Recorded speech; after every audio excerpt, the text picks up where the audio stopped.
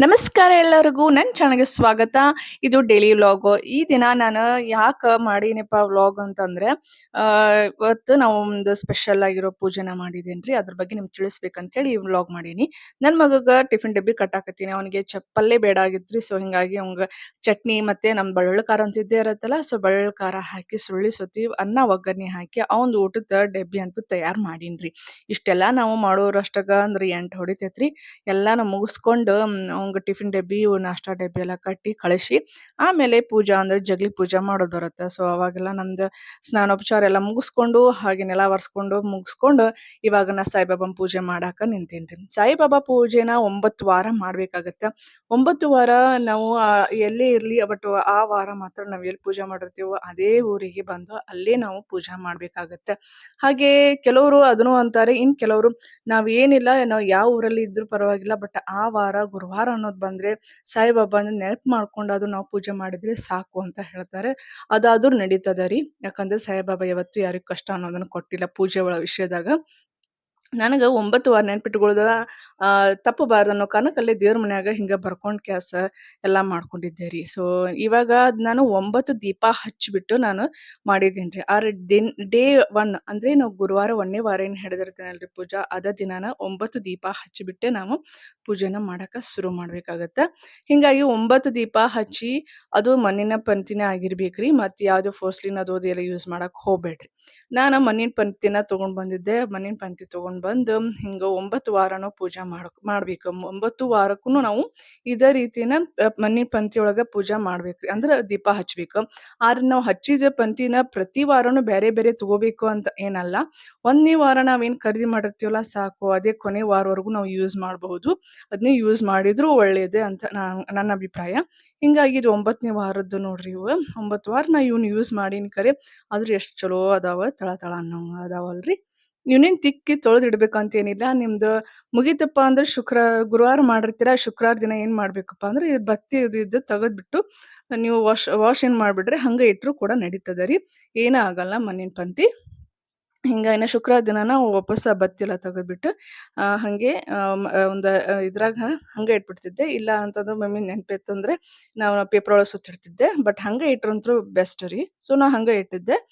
ಇವಾಗ ನಾನು ಅದನ್ನ 9 ದೀಪನ ಏನ್ ಮಾಡ್ಬೇಕು, ಒಂದು ತಟ್ಟೆ ಒಳಗೆ ಹೊಂದಿಸ್ಕೋಬೇಕಾಗತ್ತೆ. ಸೊ ಒಂದು ತಟ್ಟೆ ಒಳಗೆ ಚಂದಂಗ ಹೊಂದಿಸ್ಕೊಂಡೇರಿ. ಇವಾಗ ರಾಯರ 9 ಗುರುವಾರಗಳ ಯಾಕೆ ಮಾಡ್ಬೇಕಪ್ಪ, 10ನೇ ಗುರುವಾರ ಯಾಕೆ ಮಾಡಬಾರ್ದು ಅನ್ನೋದನ್ನ ನಿಮ್ಗೆ ಹೇಳ್ತೀನಿ. ಒಮ್ಮೆ ಸದ್ಗುರು ಸಾಯಿನಾಥರು ಏನ್ ಮಾಡಿದ್ರಿ, ಅವರ ಪ್ರಮುಖ ಶಿಷ್ಯರಿಗೆ ಅಂದ್ರೆ ಅವರ ಹೆಸರು ಅದ ಶ್ರೀಮತಿ ಲಕ್ಷ್ಮೀಬಾಯಿ ಅಂತ ಅವರಿದ್ರು. ಸೊ ಅವರಿಗೆ ಬಾಬಾರವರು 9 ನಾಣ್ಯಗಳನ್ನ ಕೊಟ್ಟಿದ್ರಿ. ಸೊ 9 ನಾಣ್ಯಗಳ ವಿವರಣೆ ಏನಪ್ಪ, ಒಂದೊಂದು ನಾಣ್ಯ ಕೊಟ್ಕೊಂತ ಅದ್ರ ವಿವರಣೆ ಮಾಡ್ಕೊಂತೆ ಅವ್ರು ಹೇಳಿದ್ರು. ಅಂದ್ರೆ ಅವಳ ಕೈಯಲ್ಲಿ ಒಂದೊಂದು ನಾಣ್ಯ ಇಡ್ತಾ ಅದರ ಬಗ್ಗೆ ಅವ್ರು ವಿಸ್ತಾರವಾಗಿ ಹೇಳ್ತಾ ಹೋದ್ರು. ಹೆಂಗಪ್ಪ ಅಂದ್ರೆ ಒಂದು ನಾಣ್ಯ ಕೊಟ್ಬಿಟ್ಟು ಇದು ಶ್ರವಣ ವಾರ ಅಂತ ಕರೀತಾರೆ. ಅಂದ್ರೆ ಶ್ರವಣ ಗುರುಗಳ ಪರಮಾತ್ಮನ ಗುಣಗಾನವನ್ನು ಮಾಡಬೇಕು, ಹಾಗೆ ಕೇಳಬೇಕು ಅಂತ. ಹಾಗೆ 2ನೇ ವಾರ ಅಂದ್ರೆ ಕೀರ್ತನೆ. ಗುರು ಹಾಗೂ ದೈವವನ್ನು ಕೀರ್ತನೆಗಳಿಂದ ಸಂತೃಪ್ತಿಯನ್ನ ಪಡಿಸ್ಬೇಕು ಅಂತ ಅರ್ಥ. ಇನ್ನೊಂದು 3ನೇ ವಾರ ಸ್ಮರಣೆ ಅಂದ್ರೆ ಗುರುಗಳ ಹಾಗೆ ದೇವರದ ಸ್ಮರಣೆ ಮಾಡಬೇಕು. ಅದು ಪ್ರಕೃತಿಯಲ್ಲೂ ಕೂಡ ನಾವು ಅದನ್ನ ಕಾಣ್ಬೇಕು ಅಂತ ಹೇಳಿದ್ರು. ಹಾಗೆ 4ನೇದು ಪಾದ ಸೇವೆ ಅಂದ್ರೆ ಗುರುಗಳ ಸೇವೆಯನ್ನ ಮಾಡಬೇಕು, ದೇವರ ಸೇವೆನ ಮನಸ್ಪೂರ್ವಕವಾಗಿ ಮಾಡಬೇಕು ಅಂತ ಹೇಳಿದ್ರು. ಹಾಗೆ 5ನೇ ವಾರ ಅಂದ್ರೆ ಅರ್ಚನೆ. ಗುರುಗಳಿಗೆ ದೇವರಿಗೆ ಅಂದ್ರೆ ನಾವು ಪ್ರಕೃತಿ ದತ್ತವಾಗಿ ಅವ್ರಿಗೆ ನಾನು ಅರ್ಚನೆಯನ್ನ ಮಾಡಬೇಕು. ಆ ಅರ್ಚನೆ ಮೂಲಕ ನಾವು ಅವ್ರನ್ನ ಕಾಣ್ಬೇಕು ಅಂತ ಅರ್ಥ. 6ನೇದು ವಂದನೆ ಮಾಡಬೇಕು. ವಂದನೆ ಅಂದ್ರೆ ಗುರು ಹಿರಿಯರಿಗೆ ದೇವರಿಗೆ ನಾವು ತಲೆಬಾಗಿ ನಮಸ್ಕಾರವನ್ನು ಮಾಡಬೇಕು, ಅದೇ ವಂದನೆ. ಹಾಗೆ 7ನೇದು ಭಾವನೆ. ಅಂದ್ರೆ ದಾಸ್ಯ ಭಾವನೆ ಅಂತಂದ್ರೆ ಏನು, ದೇವರ ನಮಗೆ ಮಾನವ ಜನ್ಮ ಏನೋ ಕರುಣಿಸಿದ್ದಾನೆ. ಬಟ್ ಗುರು ದೇವರಲ್ಲಿ ನಾವು ಹೆಂಗಿರ್ಬೇಕು ಅಂದ್ರೆ ದಾಸನಾಗಿರ್ಬೇಕು ಅಂತ ಹೇಳ್ತಾರೆ. ಹಾಗೆ 8ನೇದು ಸಖ್ಯ ಅಂದ್ರೆ ಗುರು ಹಾಗೂ ದೇವರನ್ನು ತಂದೆ ತಾಯಿ ಅಂತ ಹೇಳಿ ಭಾವನೆ ನಮ್ಮಲ್ಲಿ ಇಟ್ಕೋಬೇಕು ಅಂತ ಅರ್ಥ. ಇನ್ನೊಂದು 9ನೇದು ಏನಪ್ಪಾ ಅಂದ್ರೆ ಆತ್ಮ ನಿವೇದನೆ ಅಂದ್ರೆ ನಮ್ಮ ಕಷ್ಟಗಳು ಹಾಗೆ ಸುಖಗಳು ಇರ್ಲಿ, ಕಷ್ಟಗಳನ್ನು ಹೇಳ್ಕೊತೀವಿ ಅಂದ್ಮೇಲೆ ಸುಖಗಳನ್ನು ಹೇಳ್ಕೊಳ್ಳೇಬೇಕು ದೇವರ ಹತ್ರ ಶ್ರದ್ಧಾ ಭಕ್ತಿಯಿಂದ ಅಂತ ಹೇಳಿ 9 ನಾಣ್ಯಗಳನ್ನ ಆ ಭಕ್ತಿ ಕೈಯಲ್ಲಿ ಕೊಟ್ಟು ಎಲ್ಲ ಮಹಿಮೆಯನ್ನ ಹೇಳಿದರು. ಸೊ ಅದರ ಅರ್ಥಗರ್ಭಿತವಾಗಿ ಇರಬೇಕು ಅನ್ನೋ ಕಾರಣಕ್ಕೆ 9 ವಾರನ ನಾವು ಈ ರೀತಿಯಾಗಿ ಸಾಯಿಬಾಬಾನ ಪೂಜೆನ ಮಾಡ್ತೀವಿ. ಹಾಗೆ ಸಾಯಿಬಾಬಾಗೆ ಯೆಲ್ಲೋ ಕಲರ್ ಹೂ ಅಂತಂದ್ರೆ ತುಂಬಾನೇ ಇಷ್ಟ. ಈಗ ನೀವು ಯೆಲ್ಲೋ ಕಲರ್ ಹೂ ಆಗ್ಲಿ ಅಥವಾ ಯೆಲ್ಲೋ ಕಲರ್ ಬಟ್ಟೆ ಇದ್ದು ನಡೀತದೆ, ಕೆಳಗಡೆ ಹಾಸಿ ಮಾಡ್ಬೋದ್ರಿ. ಅದನ್ನು ಹೇಳ್ತಾರೆ. ಬಟ್ ನನ್ನ ಕಡೆ ಇರ್ಲಿಲ್ಲ, ನಾ ಕೆಂಪು ವಸ್ತ್ರನ ಹಾಸ್ತಿದ್ದೆ ರೀ. ಸೊ ಹಿಂಗಾಗಿ ಅದನ್ನ ಕೆಂಪು ವಸ್ತ್ರನ ಹಾಸಿದೆ.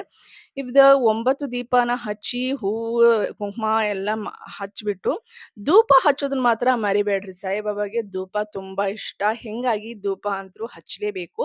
ಸೊ ಧೂಪ ಅಂತೂ ನಮ್ಮ ಮನೇಲಿ ಇದಿತ್ತು, ಹಿಂಗಾಗಿ ಅದನ್ನೇ ನಾನು ಧೂಪನ ಹಚ್ಚಿದೆ ರೀ.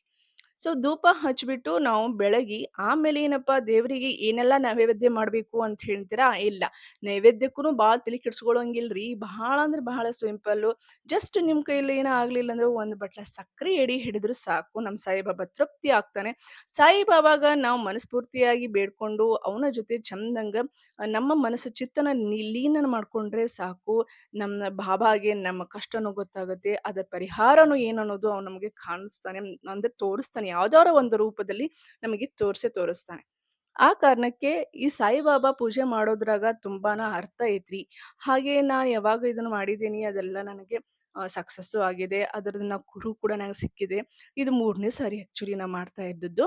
ಹಾಗೆ ಅಲ್ಲಿ ಒಂದು ಹೇಳಿದ್ನಲ್ಲ, ನಾ ಬುಕ್ ತೋರಿಸಿದ್ನಲ್ಲ, ಸೊ ಆ ಥರ ಒಂದು ಬುಕ್ ಇರುತ್ತೆ. ಬಾಬಾರವರ ಮಹಿಮೆ. ಆ ಮಹಿಮೆಯೊಳಗೆ ಒಂದು ದಿನ ಅಂದ್ರೆ ವಾರ ಒಂದು 9 ಏನಿರ್ತಾವ್ರಿ ಸ್ಟೋರಿ ಇರ್ತವೆ. ಸೊ ಆ ಕಥಾಶ್ರವಣ ಮಾಡ್ಬೇಕಾಗತ್ತೆ. ಸೊ ಅದರಲ್ಲಿ ನಾವು 9 ಒಂದೇ ದಿವಸ ಮಾಡೋ ಹಾಗಿಲ್ಲ.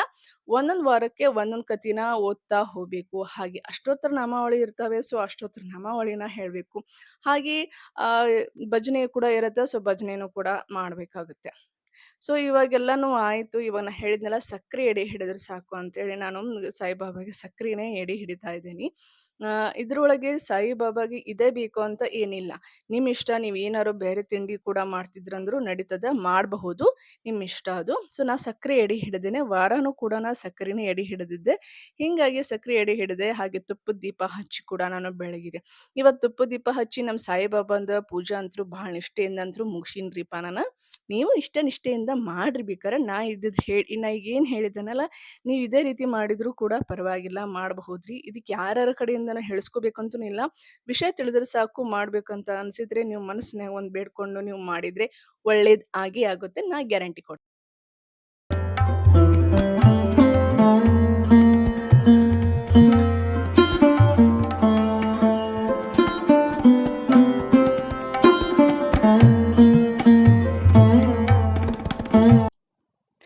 ಈ 9 ವಾರ ಕೆಲವರು ಉಪವಾಸ ಅಂತ ಮಾಡ್ತಾರ.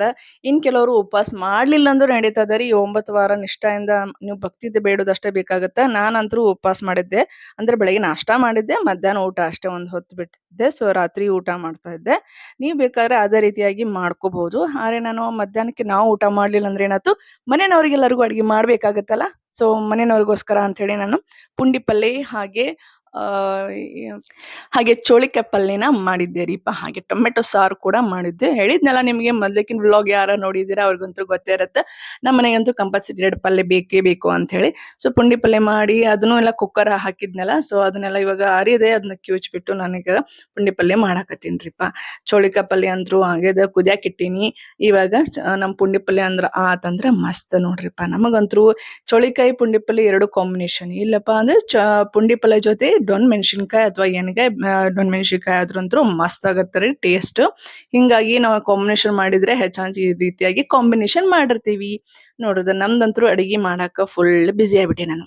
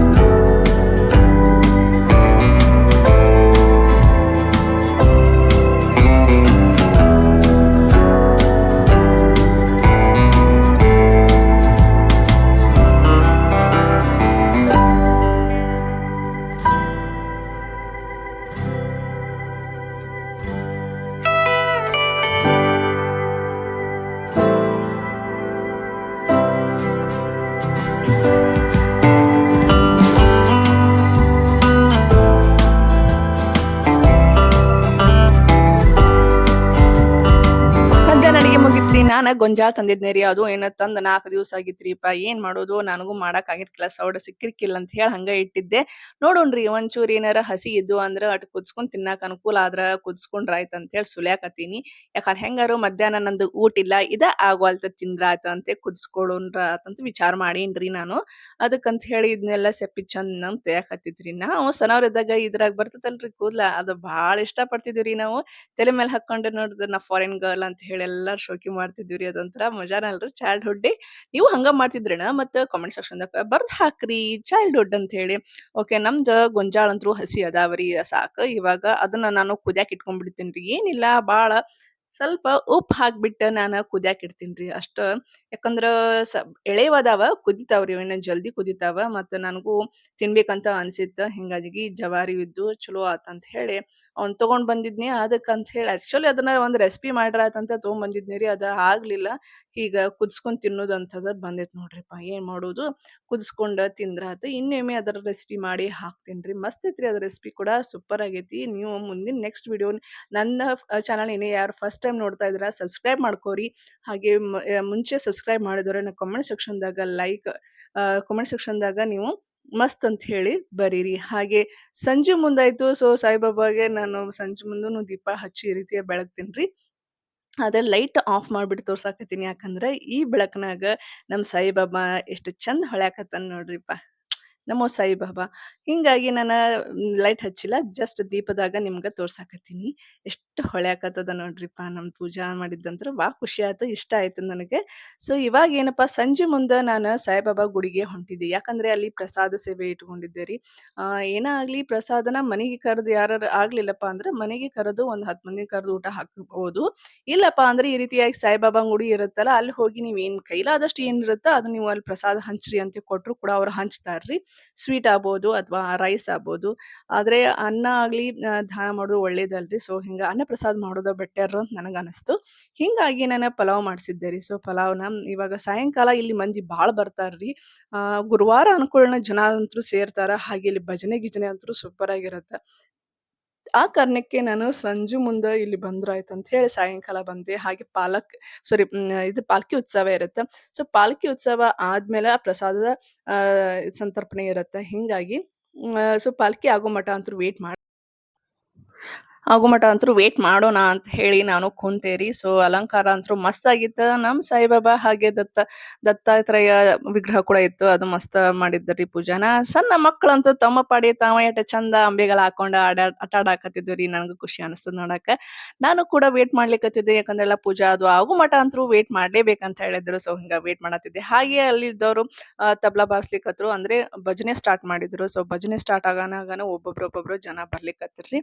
ಹಾಗೆ ನಮ್ಮ ಚಿಣ್ಕುರಳಿ ಕೂಡ ಬಂತ್ರಿಪಾ. ನಮ್ ಸಸಿ ಮದ್ದು. ಸೊ ನಮ್ ಸಸಿ ಮದ್ದು ಮತ್ತೆ ನಮ್ ಪೂಜಾನು ಕೂಡ ಬಂದ್ರಿ ಅಲ್ಲಿ. ನಾವು ಕೂಡ ಅದೆಲ್ಲ ಆಗೋರಾಗ ಪಾಲ್ಕಿಗೆಲ್ಲ ಪೂಜಾ ನಡೀತಾ ಇತ್ರಿ. ಅವಕ್ಕೂ ಹೂವಿನ ಅಲಂಕಾರ ಎಲ್ಲ ಮಾಡ್ಲಿಕತ್ತಿದ್ರ. ಅಂದ್ರೆ ಈಗ ಭಜನೆ ಅಂತಂದ್ರು ಎಷ್ಟೊಂದ್ ಹಾಡ್ ಹಾಡ್ತಾರ ಗೊತ್ತೇನ್ರಿ. 1 ತಾಸ್ ಹಾಡ್ತಾರ ಅವ್ರು. ಲಾಸ್ಟಿಗೆ ಸುಬ್ರಹ್ಮಣ್ಯ ದೇವರ ಹಾಡ್ ಹಾಡಿದ್ರಪ್ಪಾ ಅಂತಂದ್ರೆ ಅದು ಭಜನೆ ಕಂಪ್ಲೀಟ್. ಸೊ ಸುಬ್ರಹ್ಮಣ್ಯ ಆದ್ಮೇಲೆ ಯೇಸು ಹಾಡು ಕೂಡ ಅವರು ಹಾಡಿದ್ರು. ಅದು ಖುಷಿ ಅನ್ನಿಸ್ತು. ನೋಡ್ರಿ ನಮ್ ಫ್ರೆಂಡ್ಸ್ ಭಾಳ ದಿನ ಆದ್ಮೇಲೆ ಬೆಟ್ಟಾಗಿದ್ವಿ. ಸೊ ಅವ್ರನ್ನು ಕೂಡ ನಾವು ಭಾಳ ದಿವಸ ಆದ್ಮೇಲೆ ಬೆಟ್ಟಾದ್ವಿ ಅಂತೇಳಿ ಖುಷಿ ಅನಿಸ್ತು. ಯಾಕಂದ್ರೆ ಇವ್ರಿಬ್ರು ಮನೆ ಇಲ್ಲೇ ಐತ್ರಿ. ಹಿಂಗಾಗಿ ಅವರು ಗುರುವಾರಕ್ಕೊಮ್ಮೆ ಬಂದಿರ್ತಾರ. ಅದೇ ದಿನ ನಮ್ಮ ಅಕ್ಷತಾ ಕೂಡ ಬಂದಿದ್ರಿ. ಅವರು ಫ್ರೆಂಡ್ ಜೊತೆ ಅಂತ ಹೇಳಿ ಗುರುವಾರ ದಿನ ಅಂತ ಹೇಳಿ ಬಂದ್ರು. ಹಿಂಗಾಗಿ ಅವರು ಬೆಟ್ಟ ಆತು. ಹಿಂಗಾಗಿ ನಾವು ಎಲ್ಲರೂ ಭಾಳ ದಿನದ ಮೇಲೆ ಬೆಟ್ಟ ನೋಡಿದ ಜನ ಎಷ್ಟು ಜನ ಬಂದಿದ್ದಾರೆ. ಮಂಗಳಾರತಿ ಆಗೋ ಟೈಮಿಗೆ ಅಂದ್ರೆ ಭಾಳ ಜನ ಬರ್ತಾರ ಆಲ್ಮೋಸ್ಟ್. ಒಂದು 150 ಜನ ಅಂತಂದ್ರು ಅಡ್ಡಿ ಇಲ್ರಿ. 150 200 ಜನ ಅಂತೂ ಬಂದಿದ್ದರು. ಎಷ್ಟು ಜನ ಕೂಡಿದ್ರಿ. ನನಗೆ ಒಂಥರ ಭಯ ಆಗ್ಲಿಕತ್ತಿದ್ದು. ನಾನ್ ಮಾಡ್ಸಿದ ಪ್ರಸಾದ ಎಲ್ಲರಿಗೂ ಮುಟ್ಟುತ್ತಾ ಇಲ್ವಾ ಅಂತ ಹೇಳಿ. ಅದು ನಾನು ಸಾಯಿಬಾಬಾನ ಮೇಲೇನೆ ಹಾಕ್ಬಿಟ್ಟಿದ್ದೆ. ಬಟ್ ಅನ್ಕೊಂಡಂಗೆ ಒಳ್ಳೇದಾಯ್ತ್ರು. ಯಾಕಂದ್ರೆ ಎಲ್ಲ ಪ್ರಸಾದ ಕೂಡ ಎಲ್ಲರಿಗೂ ತಲುಪ್ತ್ರಿ. ಅದು ಭಾಳ ಖುಷಿ ಅನಿಸ್ತ್ರಿ. ಮಂಗಳಾರತಿ ಅಂತೂ ಆಗ್ಲಿಕತ್ತದ. ಸೊ ಮಂಗಳಾರತಿ ಆದ್ಮೇಲೆ ಎಲ್ಲರಿಗೂ ಅವ್ರಿದ್ದಲ್ಲೇನೆ ಬಂದು ಮಂಗಳಾರತಿನ ಕೊಡ್ತಾರೆ. ಹಿಂಗಾಗಿ ನಾನು ಕೂಡ ಮಂಗಳಾರತಿ ತಗೊಂಡು ಹಾಗೆ ಪಾಲ್ಕಿ ಹೇಳಿದ್ನಲ್ಲ. ಸೊ ಪಾಲ್ಕಿಗೆ ಮತ್ತು ಅವರು ಒಂದು 5 ಸುತ್ತು ಹಾಕ್ತಾರೆ ಆ್ಯಕ್ಚುಲಿ. ಆ ದಿನ ಸ್ವಲ್ಪ ಲೇಟ್ ಆಗಿತ್ತು ಎಲ್ಲ ಅಂತ ಹೇಳಿ ಏನು ಮಾಡಿದ್ರಪ್ಪ ಅಂದ್ರೆ ಜಸ್ಟ್ ಒಂದೇ ಒಂದು ಸುತ್ತನ್ನ ನಮ್ಮ ಗುಡಿ ಏನದಲ್ರಿ ಸಾಯಿಬಾಬಾನ ಗುಡಿ ಅದ್ರ ಸುತ್ತ ಒಂದೇ ಒಂದು ಸುತ್ತನ ಅವರು ಹಾಕಿದ್ರು ರೀ ಅವರು. ಇದೇ ರೀತಿಯಾಗಿ ಪೂರ್ಣ ಒಂದು ಸುತ್ತು ಮಾಡ್ಕೊಂಡು ಬರ್ತಾರೆ ಅವರು. ಪೂರ್ಣ ಒಂದು ಸುತ್ತು ಮಾಡ್ಕೊಂಡು ಬಂದ್ಮೇಲೆ ಮುಂದೆ ಒಂದು ನಿಂತ್ಕೊಂಡು ಅಲ್ಲೊಂದು ಮಂಗಳಾರತಿಯನ್ನ ಹಾಡ್ತಾರೆ. ಸೊ ಮಂಗಳಾರತಿ ಆಯ್ತಪ್ಪ ಅಂದ್ರೆ ನಮ್ಮ ಪಾಲ್ಕಿನ ಒಳಗೆ ತೊಗೊಂಡು ಹೋಗಿ ಇಟ್ಬಿಡ್ತಾರೆ ನಮ್ಮನ್ನ ಸಾಯಿಬಾಬಾನ್ ಟೆಂಪಲ್ ಒಳಗೆ. ಸೊ ಇದಾದ ನೆಕ್ಸ್ಟ್ ಇರೋದು ಅನ್ನ ಸಂತರ್ಪಣೆ. ಸೊ ಅನ್ನ ಸಂತರ್ಪಣೆಗೆ ಅಂತ ಹೇಳಿ ಎಲ್ಲರೂ ಕೂಡ ಬಂದಿದ್ರು. ಹಿಂಗಾಗಿ ನಾನು ಕೂಡ ಹಂಚ್ಲಿಕತ್ತೆ. ನನಗೂ ಖುಷಿ ಅನ್ನಿಸ್ತು. ನನಗೆ ಭಾಳ ಇಷ್ಟನೂ ಆಯ್ತು ರೀ. ಸೊ ಎಲ್ಲರೂ ಚಂದಂಗೆ ಕ್ಯೂ ಒಳಗೆ ಬಂದು ಪ್ರಸಾದನ ಸ್ವೀಕಾರ ಮಾಡಿದ್ರು. ನನಗೂ ಖುಷಿ ಅನ್ನಿಸ್ತು. ಹಾಗೆ ನನ್ನ ಚಾನಲ್‌ನ ಫಸ್ಟ್ ಟೈಮ್ ಯಾರು ನೋಡ್ತಾ ಇದ್ರೆ ಹೇಳಿದ್ನಲ್ಲ ಸಬ್ಸ್ಕ್ರೈಬ್ ಮಾಡೋದನ್ನ ಮಾತ್ರ ಮರ್ಯಕ್ಕೆ ಹೋಗಬೇಡ್ರಿ. ಲೈಕ್ ಬಟನ್ ಅದ ಲೈಕ್ ಮಾಡೋದನ್ನು ಮಾತ್ರ ಮರಿಬೇಡ್ರಿ. ಬೆಲ್ ಐಕಾನ್ ಮೇಲೆ ಕ್ಲಿಕ್ ಮಾಡಿದ್ರೆ ನನ್ನ ಮುಂದಿನ ಎಲ್ಲ ವಿಡಿಯೋಗಳು ನಿಮಗೆ ಸಿಕ್ಕೇ ಸಿಗ್ತವೆ. ಮತ್ತೆ ನನ್ನ ಮುಂದಿನ ವಿಡಿಯೋದಾಗ ಮತ್ತೆ ಭೇಟಿ ಆಕ್ಕೇನ್ರಿ ನಿಮ್ಮನ್ನೆಲ್ಲ. ಅಲ್ಲಿವರೆಗೂ ರೀ ನಮಸ್ಕಾರ ರೀ.